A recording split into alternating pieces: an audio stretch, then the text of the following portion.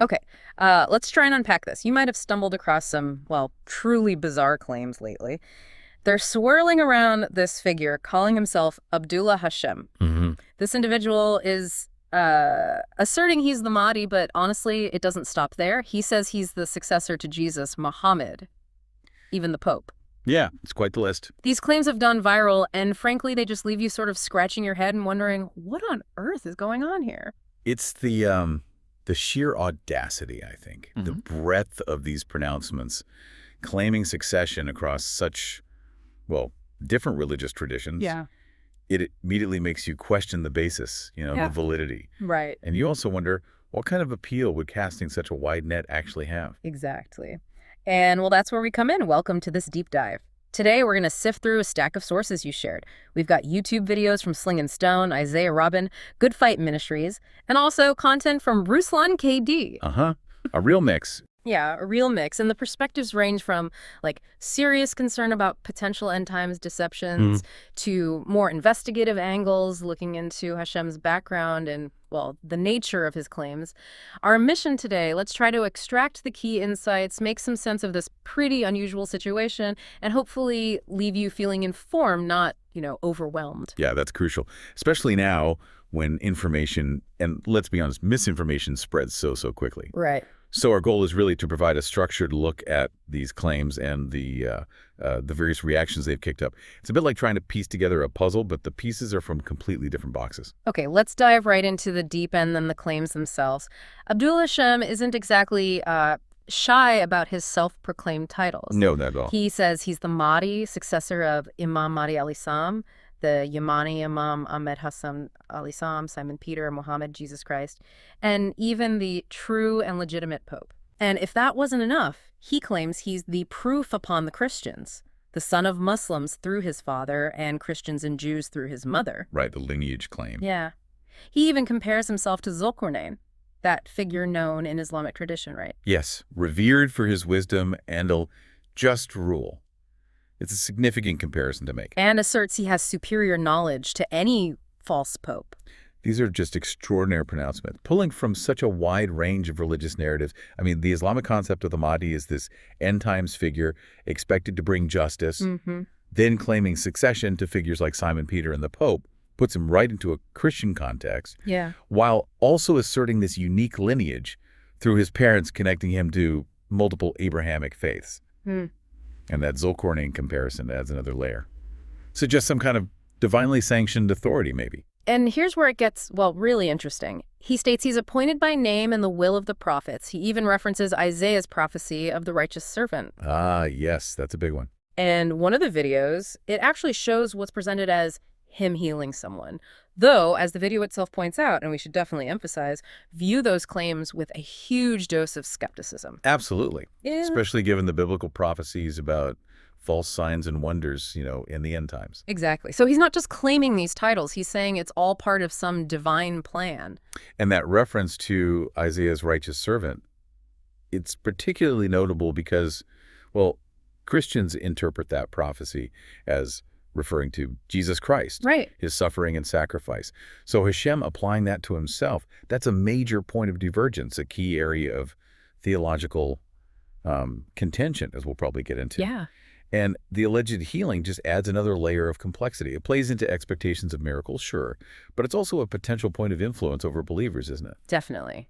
Now, let's look at how these claims have landed. The reaction has been, well, varied and often quite strong. Unsurprisingly. The Isaiah Robin video, for instance, it doesn't mince words at all. It heavily implies Hashem is running a cult, draws some really chilling parallels to figures like Jim Jones and the tragedy at Waco. Yeah, those comparisons are serious. Yeah. Jim Jones, Waco, they stem from deep concerns about control over followers, the potential for harm. Right. You see these parallels drawn when a leader demands absolute loyalty, isolates followers, dictates their lives completely. It's a massive red flag about potential manipulation. And it's almost paradoxical, isn't it? This is a guy who, as Isaiah Robin points out, used to be a filmmaker who actually exposed cults. Right. That's the strange part. So he seemingly knows exactly how they operate. The video highlights these alleged recruitment tactics, like requiring followers to sell their homes, give everything to him. And that element, demanding material wealth, Complete dedication. Mm-hmm. It's a common characteristic, unfortunately, of groups labeled as cult. It creates dependency, reinforces the leader's authority. The fact that Hashem has this background, it has a really disturbing layer. It suggests maybe a calculated application of techniques he observed. You have to wonder if he learned from his subjects. And the inconsistencies, they're definitely glaring. He's frequently quoting Jesus in the Bible, yet he claims to be the Islamic Mahdi. It's a strange mix. Then there are these alleged miracles his followers talk about: angels in the sky, prophetic dreams, impossible births, raising the dead, a disappearing moon, power over jinn, turning leaves into animals. Wow. The skepticism, quite rightly, is just sky high given the lack of any verifiable evidence. It feels like a sort of pick and mix of different religious traditions. That selective use of religious text, the emphasis on extraordinary, unverifiable claims, those are often red flags too. The Islamic Mahdi figure has a specific theological context.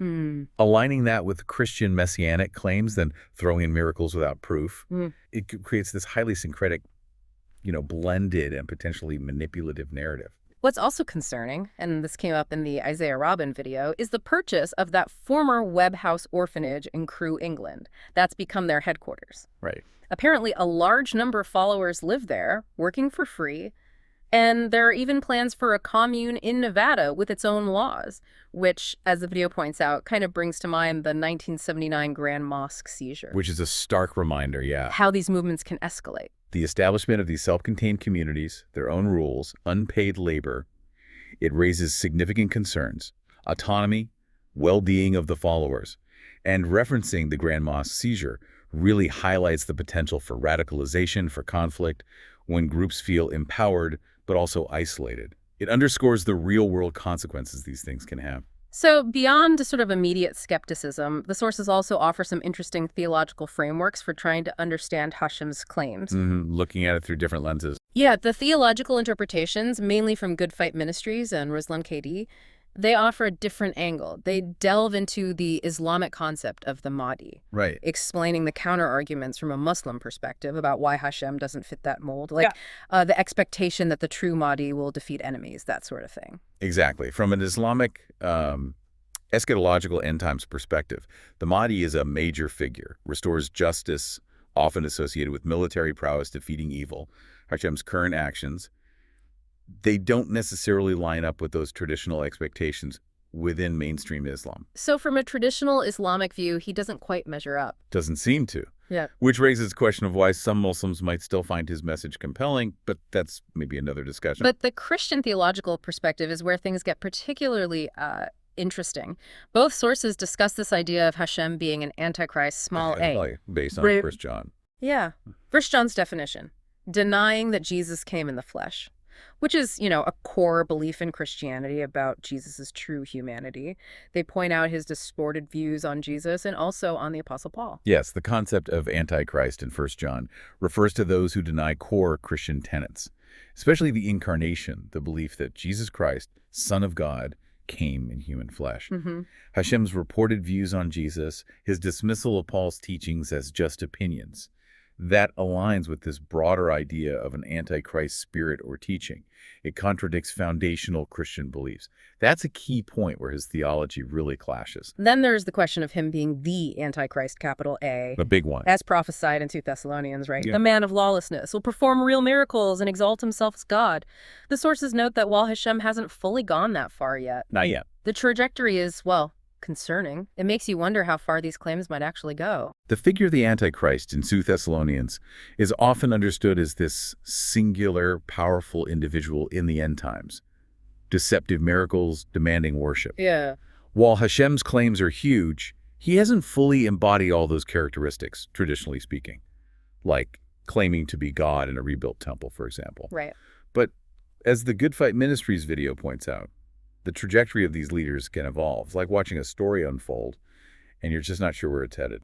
The interpretation of the Pope's death as a sign by his followers is also discussed. Well, right, that claim. Along with the, very rational counter-arguments about the Pope's age, his health conditions. Yeah, Basic logic there. And there's a debate touched on around Matthew 16, the Catholic view of Peter versus the scriptural interpretation of the rock the church is built on.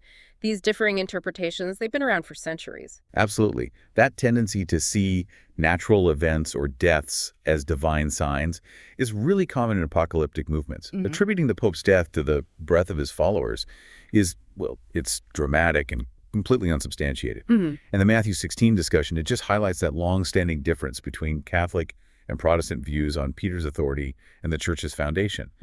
Shows how the same text can lead to very different places. Ultimately, as Good Fight Ministries really emphasizes the consistent biblical narrative, Genesis to Revelation, it points to Jesus as the sacrificial lamb for the sins of the world. Yes. Which is just a stark contrast to Hashem's teachings. It's a pretty fundamental disagreement. That is the central point of Christian theology. Yeah. Jesus' atoning sacrifice as the ultimate act of redemption. Any teaching that diminishes or contradicts that core belief is seen as fundamentally flawed from a traditional Christian perspective. It's the cornerstone. Ruslan KD also brings in a conspiracy theory angle, suggesting Hashem might be like a CIA-backed figure. Ah, yes. Yeah. The geopolitical angle. Aimed at destabilizing the Middle East, pointing to his rise after the Arab Spring. It's just another layer of complexity, isn't it? Conspiracy theories often top up around controversial figures, especially in uncertain times. The idea of external manipulation adds another layer, though usually without direct verifiable proof. Right. The timing, his emergence coinciding with big geopolitical events, that can fuel speculation. Yeah. It makes you think about that human tendency to look for hidden forces, hidden hands at play. Interestingly, Hashem himself has offered a kind of defense. He denies being the Antichrist or the Messiah, claims Jesus was the only Messiah. He even goes so far as to say the Antichrist isn't a person at all, but the United States. That's a significant rhetorical move. Redefining the Antichrist as a political entity deflects the personal accusation. Yeah, clever. It aligns with some broader anti-establishment feelings, tries to frame religious prophecies in a modern geopolitical context. It's a way of shifting the focus entirely. And then there's the beanie. Ah, the beanie. He explains wearing it as a symbol of the working class, humility, which is quite a contrast to the grand stage and podium he often uses. It's a bit of a visual contradiction, maybe? The use of symbols is common, leaders trying to connect. But the effectiveness, the sincerity, that can be debated, especially when you juxtapose it with displays of authority, grandeur. Right. That perceived disconnect between the humble symbol and the elevated presentation can create skepticism. Raises questions about authenticity, doesn't it? It does. Finally, the Sling and Stone video, it briefly touches on some more, well, fringe ideas. Like a strange portal over Europe explained as a SpaceX rocket, but likened to that Norway spiral thing. Alleged silent weapons. Upside-down crosses at Pope Francis's funeral. Claims of a battle between good and evil within the Vatican. Even a UFO whistleblower claim involving Pope Pius XII and Mussolini. It's like a grab bag of unusual claims. Yeah, those elements introduce this layer of the extraordinary, the conspiratorial, drawing connections between seemingly unrelated events and stories. UFOs, hidden conflicts. It taps into broader anxieties about unseen forces, hidden agendas. It shows how easily different kinds of unusual claims can get bundled together. And all these physical events and claims are then tied back to this perceived underlying spiritual war. Right, the bigger picture. Even including an anecdote about a Muslim imam in Rwanda who reportedly had a vision of Jesus after dying. The video also mentions LRD-like devices potentially used at rallies in Serbia. Wow. And briefly touches on advanced weapon systems, possibly linked to ancient texts like the Book of Enoch. It's a whole worldview that sees spiritual forces actively at play in everyday events. Interpreting worldly events through that lens of spiritual warfare is a really common theme in many religious and apocalyptic views. Anecdotes, interpretations of technology, weird phenomena. They get woven into these broader narratives. Good versus evil, the end times unfolding. It's a way of trying to make sense of a chaotic world, perhaps. Okay, so synthesizing all of this, we've got these incredibly out there claims from Abdullah Hashem, met with really strong skepticism, accusations of cult-like behavior. We've looked at theological interpretations, positioning him as an antichrist figure. Small a or potentially capital A. Right. And then some more unconventional ideas about conspiracies, silent weapons, spiritual battles. It's clear from these sources they're just very different ways people are trying to process this whole situation. That diverse range of reactions really highlights the complexity, doesn't it? Interpreting claims like these within different religious, secular frameworks. The extraordinary nature of his pronouncements just demands critical evaluation from multiple angles. It really underscores how people try to understand the world, especially unusual events, through their existing belief systems. And for you, the listener who shared these sources, look, I know it can feel like a lot to take in. Information overload is real. But hopefully, by doing this deep dive, we've managed to maybe distill the essential insights, give you a clearer handle on this complex and frankly unusual phenomenon without feeling completely swamped. We've seen the claims, the concerns, the various ways people are trying to make sense of it. Ultimately, this whole situation raises a really important question for all of us, I think. How do we navigate a world just saturated with information, with extraordinary claims? Yeah. What are the most reliable ways to discern truth, to find meaning Yeah. when you're confronted with narratives like this, especially ones that touch on faith, the supernatural? It forces us to think about our own frameworks for understanding what's real and what isn't. Exactly. It really makes you think. In this world, just flooded with information, flooded with extraordinary claims, what are the most reliable ways to sort out truth from fiction, find meaning?